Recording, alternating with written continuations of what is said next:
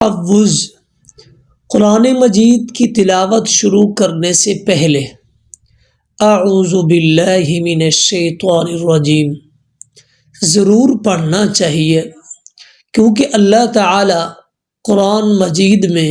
ارشاد فرماتے ہیں فَإِذَا قَرَأْتَ الْقُرْآنَ فَاسْتَعِذْ بِاللَّهِ مِنَ الشَّيْطَانِ الرَّجِيمِ،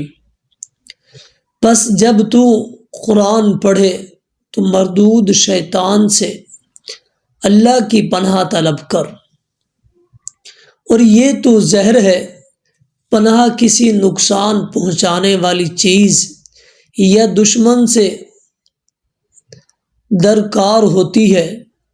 اور ایسی ہستی سے پناہ طلب کی جاتی ہے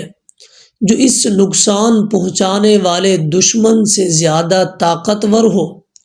شیطان چونکہ غیر محسوس طور پر انسان کی فکر پر اثر انداز ہوتا ہے، اور وہ یہ نہیں چاہتا کہ لوگ قرآن حکیم پر ایمان رکھیں اور اس کو پڑھیں، اس کو سمجھیں، اس پر عمل کریں اور اس کی دعوت کو آگے پھیلیں۔ تسمیہ، اس طرح اپنے ہر جائز کام کے آغاز میں بسم اللہ الرحمن الرحیم پڑھنی چاہیے۔ ایسا کرنے سے اسے 3 فوائد حاصل ہوں گے۔ نمبر 1، انسان بہت سے برے کاموں سے بچ جائے گا،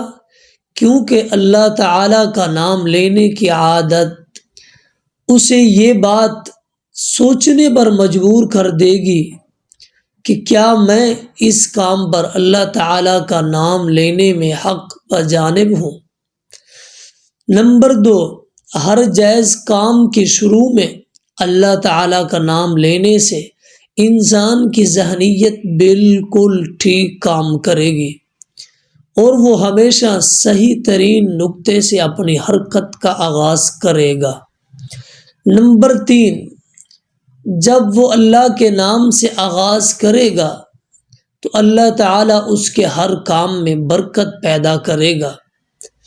سورۃ فاتحہ دراصل بندے کی طرف سے اللہ تعالیٰ سے دعا ہے، جس میں بندہ سب سے پہلے اپنے رب کی تعریف کرتا ہے، پھر اس سے عہد کرتا ہے، پھر اس سے دعا مانگتا ہے۔